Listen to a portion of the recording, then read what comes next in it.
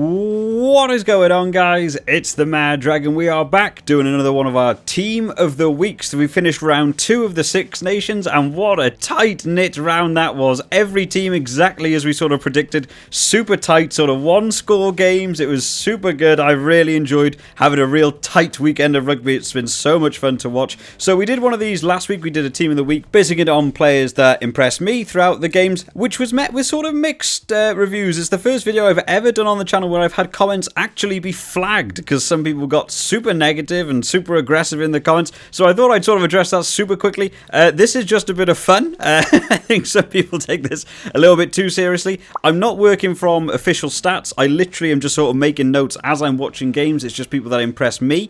I'm not going to change players' positions. I'm picking people on the shirt number they were wearing in that specific game. So I'm not going to move people about and create a sort of fantasy team. This is just the people I thought played best in each shirt position in that game or over that round.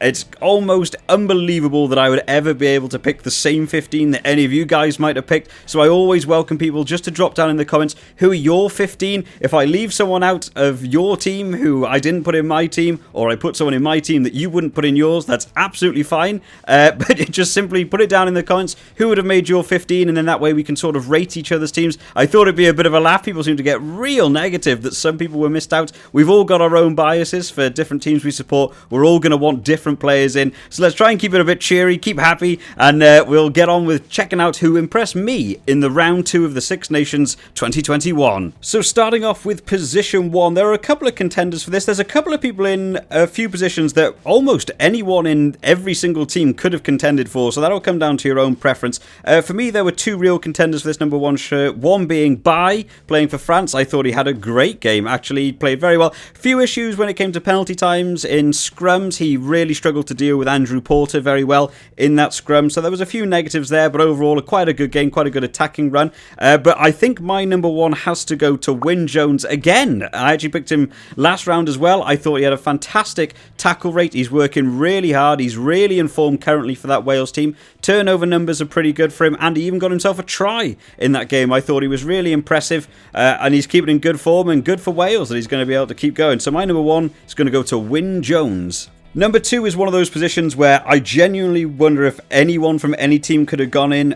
George Turner, I thought, did really well. Was very impressed by him. Again, he's had 2 weeks in a row now of playing really well. Heffernan played really well, coming on from the bench and scoring a try immediately for Ireland. Really closing that game up against France. Marchand, I thought, played very well for France. He did well at scrum time. He was doing well in clear-outs in terms of rucks. So I think there's a lot of teams that could have competed with this. In fact, Ken Owens even had a good game. In fact, almost every team had a decent hooker going in. But my number 2, I'm going to give to Luke Cowan-Dickie. I haven't seen him for a little while in an English shirt, or especially starting in the England jersey. Of course, that normally goes to Jamie George. He didn't have the best game people have been arguing about last week, so he's been replaced this week. They replaced the whole front row, and I thought Luke Cowan-Dickie made the most of his opportunity starting. Really aggressive. He even had something that I've not seen a lot in rugby, a lot of these tap and goes from hookers right on the 5-metre line rather than going for the scrum or kicking to the corner. Big calls. He played really well. He nearly got himself a try as well. So to me, number 2 is going to go to Luke Cowan-Dickie. Number 3, there was a couple of number 3s that went out for various reasons for me. Andrew Porter actually played pretty well.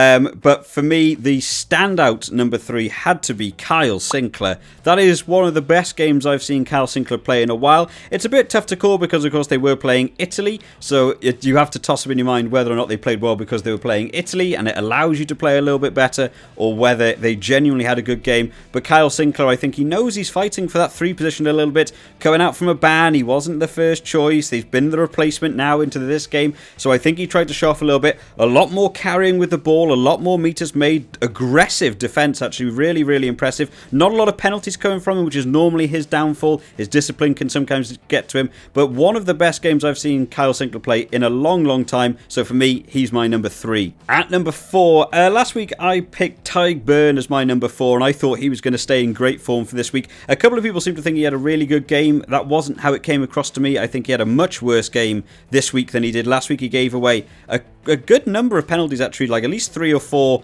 in terms of just really stupid penalties. A line out time grabbing people's arm, or just really odd professional penalties, not rolling away at rucks and stuff, which you feel he could have done. Didn't impress me too much. Adam Beard had quite a good game. Thought he did all right. Of course, LaRue was there tripping people up. So it was a little bit all over the place. But to me, number 4, I'm going to give to Itoje. He is, of course, a standout player. We all know how good Itoje can be. But I thought he was aggressive. I thought he actually was one of the few that played very well in the first game they had of the Six Nations. And I think he's carried that through to round 2. I think he deserves that number 4 shirt. I don't think anyone's going to take that away from him. Tackle rate, aggressive in terms of running. Again, another one that needs to work on maybe discipline. I think there were a couple of penalties pinged against him. But overall, I think he was probably the best 4 across the board in this round. At number 5, again, good couple of competitors for this. Alan Wynne, who I picked last week, I thought dropped off completely. I thought he had a terrible game compared to his first week. Johnny Gray, I thought, had quite a good game. Of course, we didn't get to see a lot of Ian Henderson because, of course, he went off with that head injury for a little while. But to me, I'm actually looking back through my notes, I'm astonished by how many people I'm picking from the England team here. But to me, Johnny Hill had a great game. I thought at number 5, I haven't seen a lot of people actually talking about the game he had. I thought he had a fantastic work rate. He's managing to fill in that number 5 shirt well. He was doing well in terms of line-outs. I think he stole 1 line-out as well. He was doing well in terms of clearing out the ruck. He got himself a try. He was quite all over the park, really, in terms of tackles and stuff, and good work rate. Nice to see from him. I think he deserves to be my number 5. At number 6, 6 was one of the weird positions where I really struggled to actually pick anyone. There weren't a lot of 6 that jumped out at me as being over the top and really managing to do a great job. I think Aaron Wainwright had an alright game at number 6. Same going for Scotland. Of course, Blade Thompson went out with the injury quite early on. There was a few people there that wasn't very impressive in terms of number 6 across the board for me. So my number 6 is going to go to Rhys Ruddock. I think he had actually a pretty decent game in terms of attacking game.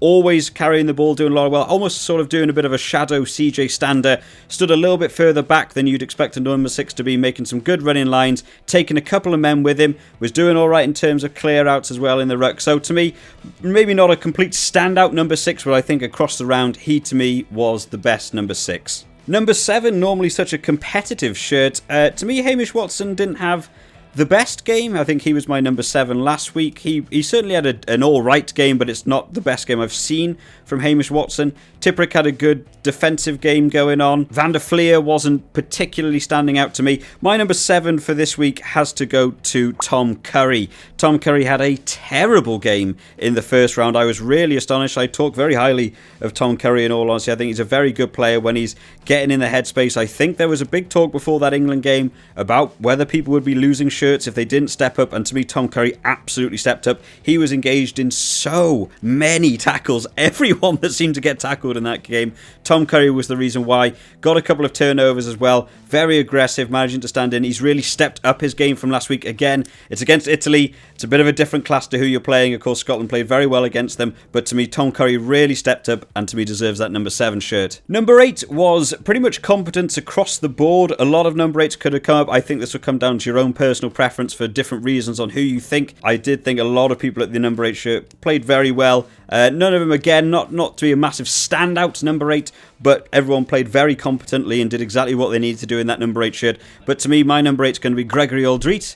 I thought he had a pretty decent game for France, doing well at the scrum, picking off the back, had some real good running lines. People know he's a bit of a danger runner. Of course, we got to see him in the last Six Nations. He got himself a couple of tries. He's a good supporting number 8. I thought he'd played very well, so to me, he's going to be my number 8. Number 9 was a weird toss-up. Not a lot of 9s impressed me at all, really. Gareth Davis didn't have a very good game. I don't think Ben Youngs had a particularly amazing game. I don't think Dan Robson, when he came on, played very well. Stephen Varney did all right. It was just against a much more dominant side, so you struggle to see an awful lot from Stephen Varney. I've heard a lot of people saying that they thought Dupont had a really bad game, which I think is very harsh. Dupont, I think, has expectations now. People believe he's basically going to single-handedly win a game. I think if you look at Dupont's work rate in that game, especially with little inside balls, no-look passes, great work rate, I actually thought he had an all-right game. I think if it was a different scrum half playing in that France team, you would consider that to be a good game. But I think because people see it's Dupont and expect him to do more, they consider he's had a bad game. But I think Dupont had a good game. But to me, the standout 9 for this was going to be Ali Price. I thought Ali Price played very well, really managing to engage with the team, quick passing out from rucks, trying to get people to work a little bit quicker. They just got struggled in that Wales defence. Again, Scotland, so aggressive in the attack. I thought they were going to win that game, actually, all the way up until as soon as that red card came again. Wales doing well with their red card scenarios, managing to make them pay off for them. But I think Ali Price was very good, actually, especially in terms of kicking. Ali Price is really getting good in terms of the box kicks and kicking for grass. I think he's doing very well. He's going to be my number 9. Number 10, only a few names written down here. Jalibert had a decent running game, and in terms of game sort of discipline was doing quite well, but his actual kicking I thought was off. The percentage kicking anyway for post was pretty bad overall, but the actual kicking game from hand wasn't terrible for him. I thought George Ford had a decent game, actually. He had a much better game at 10 than Farrell did last week by any means, managing to engage with the team well. But to me, the 10 that I'm going to pick is going to be Finn Russell. Similarly to Ali Price, pretty good game management in terms of trying to get people positioned, trying to get some attacks going. I think the red card really screwed Scotland's game up, and I think they could have done a little bit better than they wanted to in that game. But for me, Finn Russell is going to stand out at that number 10 shirt. At number 11, not a lot of people again for this position standing out to me. A lot of people I imagine here would pick Johnny May, but actually to me, I don't think Johnny May had the best game. I think he had a couple of decent runs, and of course he got that try that I've seen a bit of animosity about. People have been claiming that you're not allowed to jump vertically to score the try. I'm not 100% sure on the rules in that area. I'm not going to comment on that. But I think a lot of people would pick Johnny May there. Duhan van der Merwe didn't have as good a game as he did in the first round, but didn't have a totally poor game. But to me, the number 11 I'm going to pick is going to be James Lowe. I thought he had real good game discipline going on. The kicking, I can't believe how easy he seems to make kicks. He just seems to just sort of casually boot it from his foot, and it just flies about 80 metres downfield. Found a lot of grass, almost got himself a try. If he'd worn a size 5 shoe instead of a size 9, he would have got himself a fantastic try. Very well stopped from Ficou, unfortunately for him. But I think he had a real good game. I think he was probably the standout back in that Ireland line in terms of aggression. So for me, I'm going to pick James Lowe at number 11. Number 12, there's definitely a couple of names for. I imagine a lot of people would pick Ficou for this position. I think Ficou had a pretty good game. He was certainly good in orchestrating the try that led to Olivon's try. And had some pretty good running game. He was defensively sound, managed to get himself the tackle on James Lowe that stopped him getting that try. But to me, someone that hasn't been spoken a lot about and really impressed me when he came on was Halaholo. And I don't think people have really stood out of how good he was in that game. Of course, the injury coming early on to Halfpenny, there was a big switch up in that Welsh line. Nick Tompkins moving to the wing, allowing Halaholo to come on. And in all honesty, making a debut against an in-form Scotland at home. I think Halaholo had a great game. He was, on a couple of attempts, he was the last guy to make a tackle that could have potentially led to tries. He made every tackle stick. I thought he was really good. I was very impressed with him, and hopefully we get to see him starting in that 12 shirt next week, because I really impressed me, and hopefully people are going to talk a little bit more about Halaholo, so he gets my number 12 shirt. Number 13, definitely a couple of competitors for this one. Henry Slade, I thought, had a pretty decent game in terms of his attacking game anyway. Maybe not the defensive side of things, but the attacking game was very good. He made an awful lot of meters when he found the gaps to run through. Thought he had a real good game. Arthur Van Son didn't have as good a game as he had in the first week. Chris Harris had a good game, actually. Was quite impressed by him. And even Gary Ringrose was looking quite aggressive. I think Gary Ringrose needs to learn to give that pass a little bit more. There was a couple of times I did see some 2-on-1s, and he just chose to try and make it himself rather than giving the outside ball. But to me, the number 13 I'm going to pick, again, this is going to be a bit of a controversial one. I'm going to pick Owen Watkin. I think Owen Watkin had a really good game, and people will follow the channel for a little while will know I rate Nick Tompkins a little bit higher than Owen Watkin in that Wales side, and maybe even George North, who's playing in form at that 13 position in that first round. There's a couple of options there that could be chosen over Owen Watkin, but I think he made the most of that game, really got himself involved, some great last-ditch tackles, making himself aggressive, some great runs, some good lines, finding room, which is always nice. He even had a little cheeky kick in there as well, which is nice to see from him. So to me, Owen Watkin's going to be my number 13. Number 14 for me was by far the closest knit who wants to pick their number 14 from this point. There was a couple of people, this seemed to be the wing everyone wanted to play on. Darcy Graham had a really good game, and I think if it hadn't been for that red card and needing to replace the prop, that was the reason Darcy Graham come off. As a Wales supporter myself, Darcy Graham was carving that Wales team up. I'm very glad that Darcy Graham went off in order to not allow Wales to concede a few more points. I thought Darcy Graham had a fantastic game, really nice stand-in considering Sean Maitland out. Anthony Watson had a good game. It's the best game I've seen from Anthony Watson in a long time. Anthony Watson, for me, hasn't been good enough to wear that 14 shirt for England, but in this game did well. 2 tries, one being, you could argue, a lucky interception, but good speed on him, good endurance late in the game to run the length of the field, no one chasing him down. I think he had a good work ethic about him. Really impressed with Anthony Watson this week. But for me, the standout 14 has to go to Zammit. I think Zammit is a crucial part of this Wales team now. He is absolutely solid in defence, which is so nice to see from a Welsh winger. You don't get to see it a lot. Wales wingers in defence tend to be their chink in the armour. Super aggressive in attack. Got himself 2 tries, making unbelievable amount of metres. I have no idea how many metres he made, but he ran an awful lot in that game, including that single man try, chip over the top, managing to collect it at the end. I think he's superb, and to me, I think he's becoming a bit of a standout in that Wales team. So to me, Rhys Zammit is going to get that 14 shirt. And finally, the 15 shirt to me comes down to your own individual preference. There were 2 names that absolutely stood out to me, head and shoulders above everyone else. One being Dulan, I thought had a really good game. His is in terms of game management. He became a bit of an anchor point for that France team. He was so good under the high ball, worked very well in the backfield. He had a shaky first 5 minutes. He had a kick charge down, and I think he also had quite a poor kick as well going towards touchline. So he had a bit of a shaky start, not doing the best work he could have done at the start of the game, but certainly settled in. He had a lot of pressure from that Irish team in terms of kicking over the top. I think he dominated the backfield very well, managed to guide his team, and really became a bit of a rock for the France team to base their team around. And I don't think if Dulan was in that team, it could have been arguable whether France would have won that game had there been a lesser fullback in.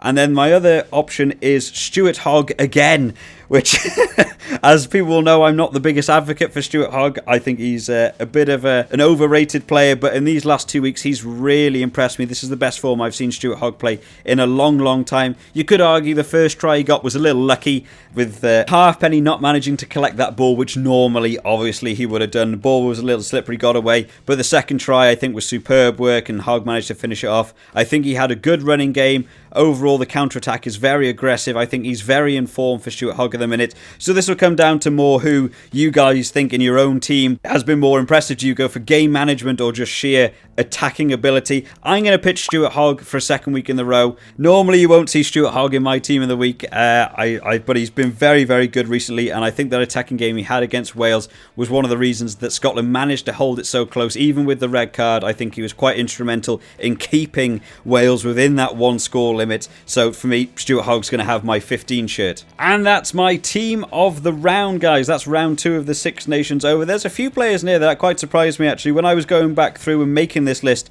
I pretty much just sort of write down names as I'm watching the game of who impressed me, and then I look back at it and say who impressed me the most out of the names I have written down. I'm surprised there's so many English players in there, but that's probably because playing Italy players tend to stand out a little bit more. And I'm surprised there's not more French players in there. I guess you could argue for a couple more French players. Some people might want Marchand in there. Some people might want Dupont. I guess people might pick Jalibert in just in terms of gameplay for the fly-half position. So there's definitely areas where more French players could have been in there, but this is going to be my team. But like I said earlier in the video, guys, this is just my team. This is just my view on it. I'm sure people will think I've missed players out. I'm sure people will be bizarre that I picked some people in the first place. So simply drop it down in the comments who was your 1 to 15, and let's all have a look at what other people picked and rate their teams. I think that'll be super fun. Get a bit of a talking point, not about just this guy was the best because he made the most meters, just who impressed you, who did the best in that round in that shirt number. I really like to know, and I really enjoy when people put positive comments talking about rugby. It's what I live for, it's what I enjoy, it's what my hobby is. And finally, to end off, we're going to talk about the fantasy league that we have going on the channel. This is what we're doing on Super Brew, and there's been some big shifts around in this fantasy league, so super interesting to get to. So starting off with the actual fantasy league where you pick players, and depending on how well they do is how you score. So I found myself falling all the way down to 4th. I had a really bad round. I picked all Scottish players instead of the Welsh players. I thought that was the way it was going to go. I should have picked my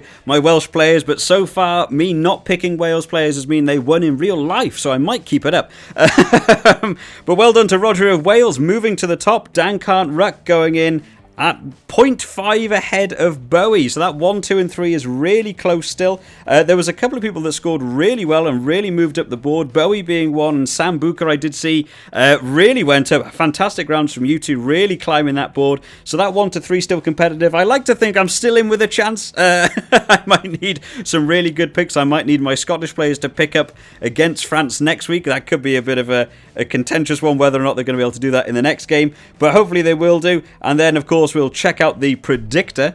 And in the predictor, Maddie still at the top with some more great picks moving up in the world. But I've managed to climb one place. I've managed to overtake you, Cameron. It's getting super competitive. It's still really close to that top. That's one good round away from anyone taking that top spot. So well done to everyone that's enjoying it. There's a top 3 in there. I think there's going to be some real close finishes. I can't wait for round 3. Make sure you drop down in the comments who your 1 to 15 would be. And I can't wait for next week. I think it's going to be great. We've got Ireland versus Italy, which of course Ireland are going to be desperate to get a win from that game. Italy might even look to try and target that game. I genuinely thought after the Ireland-Wales game that Ireland might be looking to try and win this competition. I thought they looked so strong, but they're going to find it a little bit tough now. Wales versus England, the old rivalry. That's going to be a great game. That's going to be interesting to see people picking the fantasy for that. Are people going to be back in England? Are people going to be back in Wales? Going to be super close. And then, of course, the rematch that we have from last year, Scotland versus France. Scotland managing to win last year against the current and basically stole France's Six Nations away from them. Will France be out for revenge? It's going to be a great week. That won't be, of course, on next weekend. That's because they have their week's break, so it's going to be in 2 weeks' time. Really looking forward, guys. I'm going to try and see if I can get a podcast done with some friends, just reviewing some of the games that have gone over the past 2 rounds, which we'll try and get up before because there'll be no rugby content on the channel till then. There's not a lot to talk about, so hopefully we can get that done and put up on the channel. So make sure you subscribe just to keep up to date with all the videos as they're coming out. And if you did enjoy this one, make sure you drop it a like. I hope you all enjoyed today, guys. I will see you next time. Bye bye.